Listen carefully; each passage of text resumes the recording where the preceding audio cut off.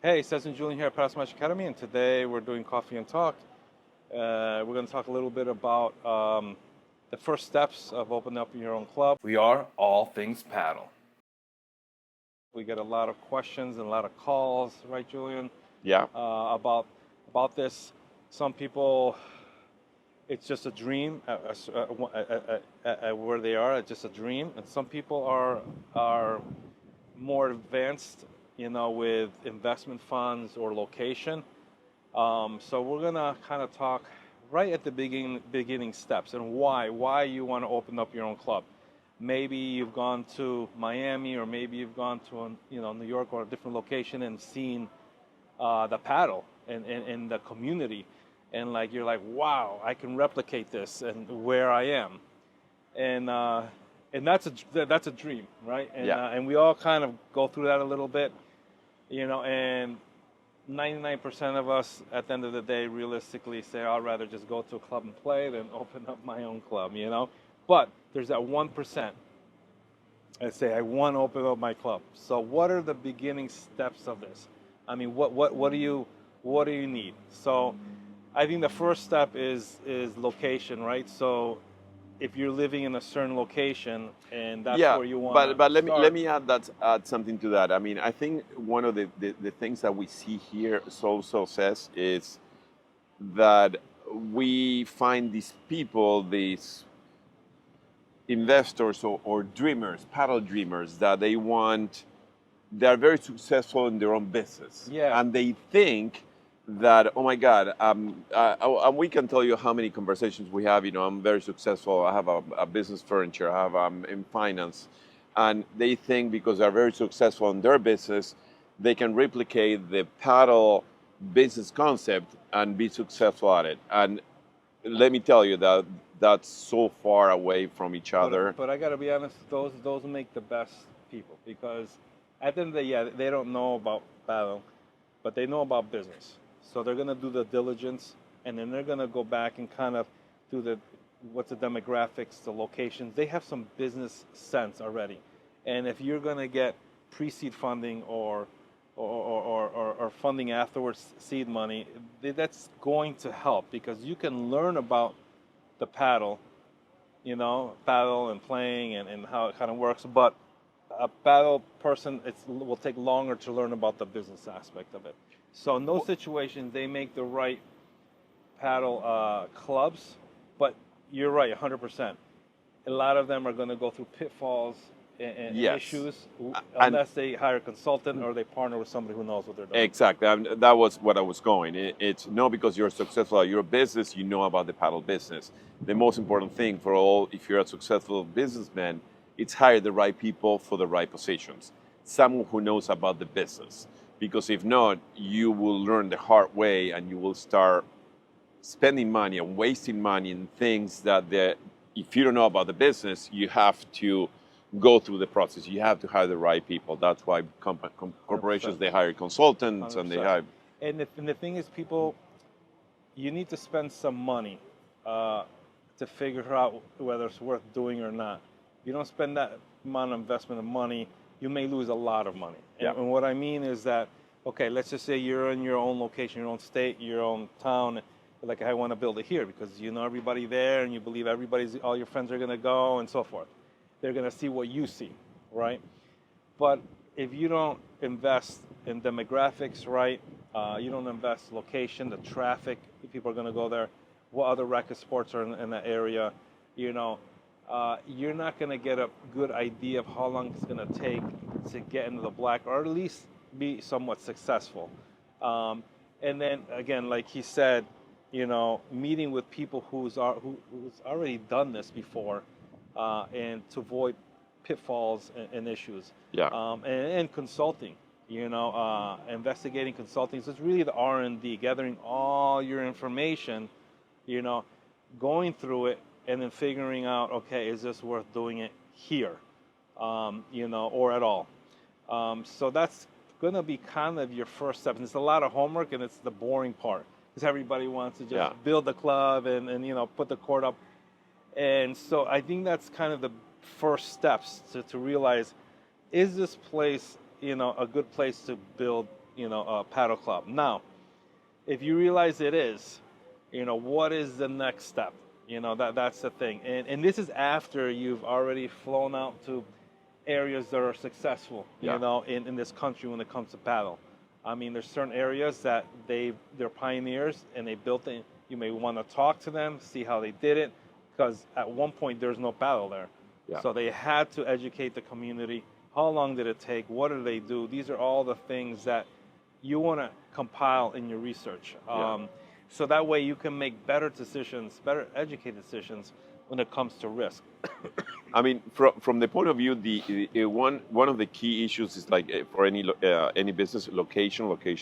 It's very important that you have to know that within 20 miles, what is your target demographics? Nobody will drive to your club more than maybe what? Our average is 30 to 40 minutes. Nobody's going to drive an hour and a half to go and play paddle for an hour and a half. Only the fanatics like me. Exactly. In Connecticut, there was one So place in you have to see around whether you want to build a club, who's going to be your main target. You know what I mean? Is it an affluent market? Is it a semi-affluent market? Good thing. That is going to base everything on price, right? So your per square foot of cost for the real estate is going to determine how much you're going to charge, and also the people in the area. Yeah. So if the people in the area, the average, household, salary or wage is only $100,000, you're probably only going to be able to charge so much. Maybe the real estate's really inexpensive too, but that may not make sense. If your area is the average, household wage is $350,000, but your real estate most likely is going to be a lot higher as well. Yeah. So you have to determine how much they're willing to pay, and that's the tricky part, because you can always, go up. So if you price it a little low, you can slowly go up. But once you price it too high, it's very hard to go down without sacrificing like value. People are going to look at it like, well, this doesn't have the value. I know, and your bottom line, because you projected to make Sure. X. And look, listen, this is for anyone around the world. I know we have quite a lot of viewers from Malaysia and South Africa and the rest of the world, South Indonesia, Africa, the Middle UK. East and all that, and every single market is different. And even though within the United States, one thing you could do certain things in Miami, and if you go just 45 minutes north, it's a complete different market. Yeah. And if you go to a different state, it's a complete different market. So you have to know exactly who's your market and who's your target market. And the most we always tell our when we do our consultations and they call us over the phone. In paddle, if I want to have a paddle club, I'd rather be second than first, because the first club is always the one who has to go through the pains to build the community. And the second and third and fourth club are the ones who ended up benefiting from that. What do you think about that? I think you're right in certain ways. Okay, so a lot of times, depending what your approach is. So if you're going to be the first one, you have to make sure you're the best one. And a lot of times, Correct. the first one is very cautious, and maybe they're not getting the best location. Maybe they're not getting the biggest club. So maybe they're outside of the city, right?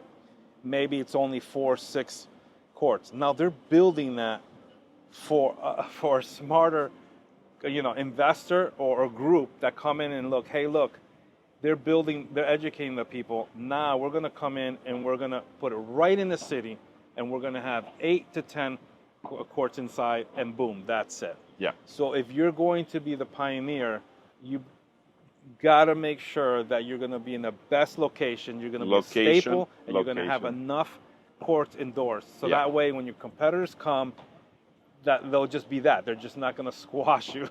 Yeah. And I see that all the time. Now that you're talking about courts, our recommendation is always, no more than 4, 5, 6. 6 will be the ideal number. The minimum. The minimum. And no more than 10 to 12. So your target is when building courts in between 6 to 12. When you go above 12, you have too much real estate, and you have to create that synergy. The more courts, the better. But we've seen clubs that they are You have to fill them. you have to fill them up. You have to fill them. 4, it's to it's very little.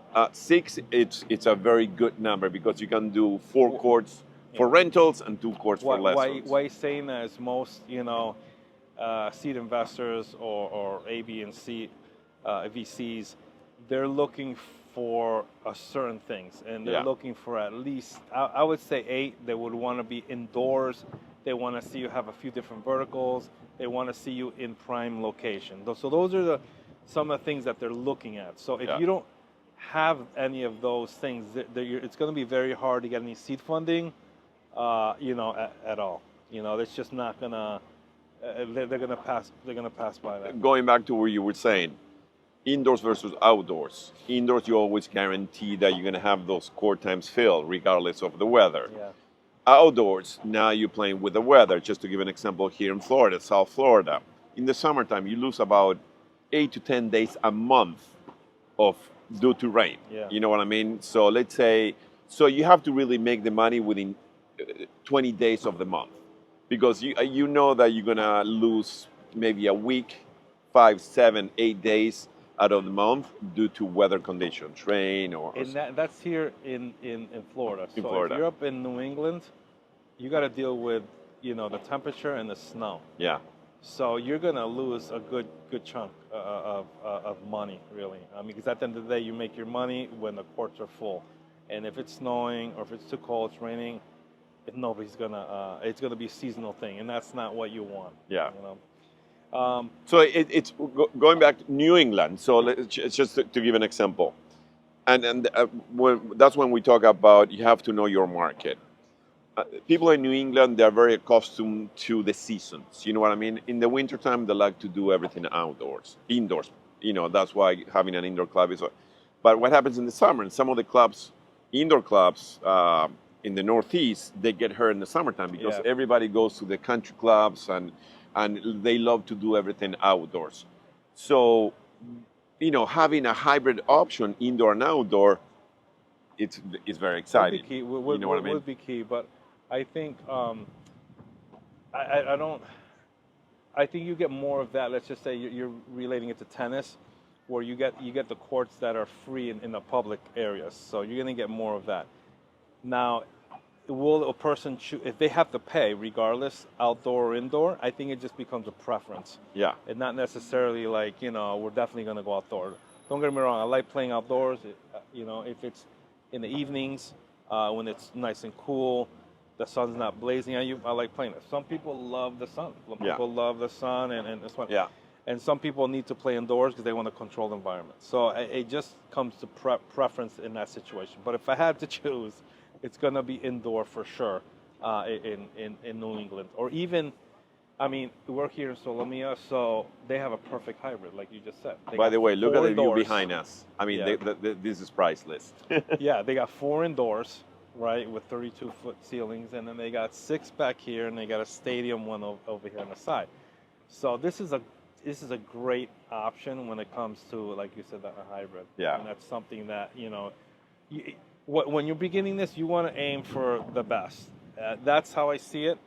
Or something, or it could be the opposite. It could be something small, like a one court thing, that you create members just to cover your fixed costs. Yeah. But all you're doing is building a database of people, proving that paddle can work in your area, and then go ahead and open up get the best of the best, if that's what you want to do. But I wouldn't go in between. I wouldn't get one that has 3.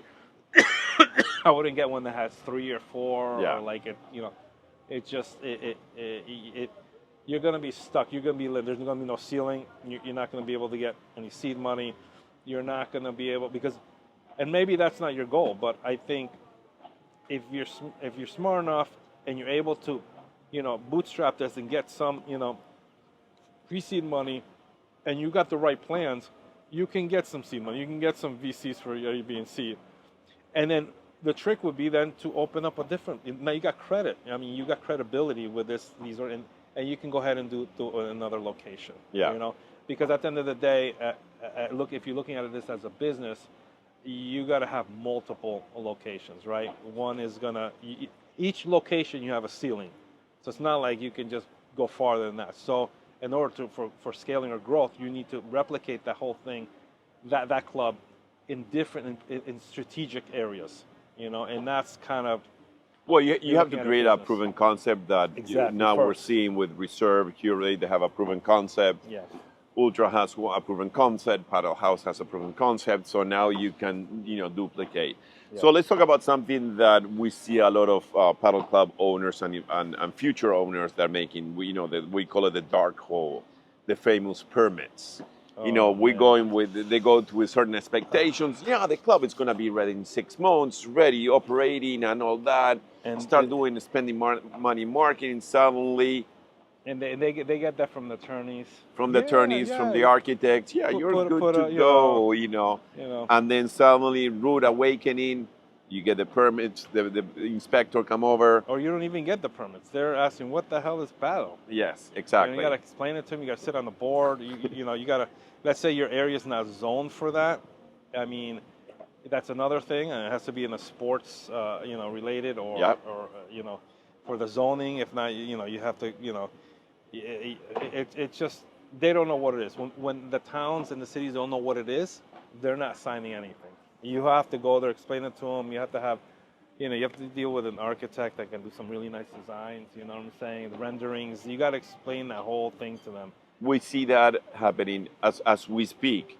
We know of at least 5 different clubs they've been trying to open for the last year and a half, and they keep on permit problems, permit issues, electrical issues, everything related to permitting. So you have to make sure that you do that due diligence and hire the right people, because they will promise you everything and they might not know everything. So you can't go to your local attorney that you use to close a real estate deal. You know what I'm saying? Yeah. You've got to go with somebody who specializes in this. So you've got to, in the town, there's always going to be somebody that has experience opening a sports facilities, and that's the one you want to go to. They usually know the people in the town. They can explain the sport better. You got to work with somebody who can do renderings that has done against sports facilities, within the racket industry, and best if if they know about paddles. So that's going to be your best route. But again, if you're like in Miami, you know what I'm saying, where it takes forever to get to get permits. Well, let's give it an example. I mean, Miami is one thing. Now, if you move to Aventura, it's a completely different world. Yeah. I mean, different permits, different inspectors, different requirements.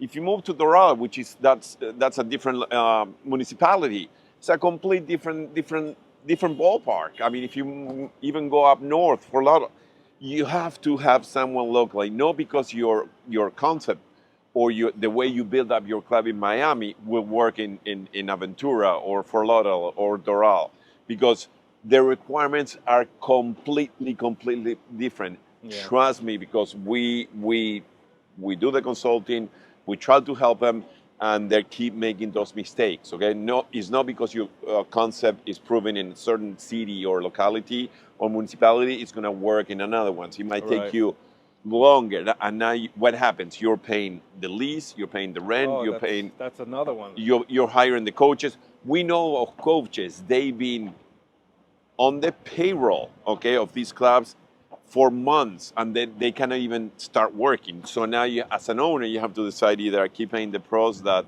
they're not making any money, or you let them go. Or you let them go. But if you let them go, you can't get them back. So that timing is crucial for you to know. You have to hire the right people, architects, general contractors. You have to know. You make a great point, and the thing is, how about the rent? Right? Yeah. So the landlord doesn't care how long you're going to take, or he may give you 2-3 months. But this thing could take on 6 to a year. You project it's going to be a certain time, but it would be just a certain time to let the town know what the hell it is and what are you doing. So they're concerned about the lighting if you're outside, right? If you're indoor, not as much. The noise. Okay, the noise if you're outdoors, right? They don't know what type of noise. All these things have to be investigated. this is going to prolong the whole process of you getting your CO or even permits in general. Um, so meanwhile, you have to continue paying rent. So whatever you think it's gonna, how long it's gonna take, you should probably double it. To be honest with you, if you think Yeah. it's gonna take, 6 months, double that. Or you talk to your landlord and you let them know what's going on, and you can't be paying, monthly. And landlords, they don't really care, to be honest with you. They just want to get paid. So they're like, hey, you're signed the lease, you gotta start paying. So negotiating with a landlord, I think, is key. Maybe, if you're supposed to pay at a certain point, instead of paying the full amount, you pay a less amount, a percentage of it. But because there'll be a point where you're paying every single month, and that money is coming out of your capital that you're supposed to be investing into the club. Yeah. And so now you're going to have to compromise and make some sacrifices, and you don't really want to do that. And please don't jump the gun. We've seen clubs that, like I said before, is they hire the coaches, they do the marketing campaign that get ready, we're gonna open in winter 2025, Yeah. and nothing happens. You know what I mean? And you already have you're paying for the marketing campaign, the marketing company, the coaches. Yeah. You already have them on the payroll. You hire the accountant. You have the whole team set up, and you have no club until you don't have that CO, certificate of occupancy. Go through the steps, okay? Yeah. Because don't jump the gun, because sometimes you're gonna pay back. We know. We can tell you of many Yeah, clubs yeah. that there. I mean, the other thing too is uh, getting in a partner. Yeah. Somebody who has that experience. I mean, get them in. Maybe give them some equity. Vested equity, yes, to achieve these things. You just need the best people on board to make Yeah. this thing happen. Because if not, this dream could be more of a nightmare than anything. And Exactly. I've seen that. Another thing that we've seen, it's courts. It's buying the right courts. Yeah. Here in South Florida, we're close to the ocean. So if you don't buy the right courts for the outdoors, one thing is to have outdoor courts, the other one is to have indoor courts. Outdoor courts, they have to be, double galvanized because of the corrosion of the salt. I mean, here it's the air is close to the water. The sun, the exposure to the sun, and all that. The branding of the straps on the net, they have to be in a certain color because the sun will make them change color. We got a list of like Yes. 150 things, and courts is definitely one. And next week we're gonna be, doing some reviews on the top 3 courts. Top 3 courts. So we can't wait to put that out there. We're gonna actually go visit the courts, talk to the rep, talk about the differences, the pros and the cons of using which one where. So we're going to do an in-depth interview and review of these courts. Well, we know of 3 cases. They ended up buying Chinese manufactured courts, thinking because they're like $5,000-$10,000 cheaper. Now those courts they're all corroded. They have to throw them away. They look like crap, and now have to replace them. Double the cost now. And don't get me wrong. I mean, there's a lot of things that do come from China, but it's more of being diligent and inspecting the quality. I mean, there's good stuff and there's really bad stuff. So it's just understanding what's what. And if you don't, then and most likely you're getting something with very low quality. Yes. So and you're gonna the cheap. When they said, what's the saying? Get what you pay for. Yeah, you get what you pay for. The It's cheap true. always costs you more money than the more. I'd rather buy something good quality. You have these paddle court manufacturers. They've been in business for almost 20, 30 years. They know what they're doing. Yeah. They made all the mistakes. Yeah. They grow with it. They fix it. They know exactly, and they are super, super reliable. So our next video, this is just the beginning of the dream of the paddle courts. We're gonna continue talking a little bit about that whole process. And I think the next thing is probably gonna be moving into the construction aspect of it. The footings for the court, what to look for in a warehouse if you're looking for something, where to get talk to your brokers, what brokers are dealing with commercial. I think that's going to be probably in our next chapter of this coffee and Yes, and not only that, I mean, these are only the first step for you to open the club. Yeah. Then we're going to be talking about after they give you the certificate of occupancy when you open. We're going to give you the steps for you to be a successful, you know, about the programming, the coaches, and everything you need to do to make it a successful club. Yeah. Well, it was a great talk, and we'll talk to you soon.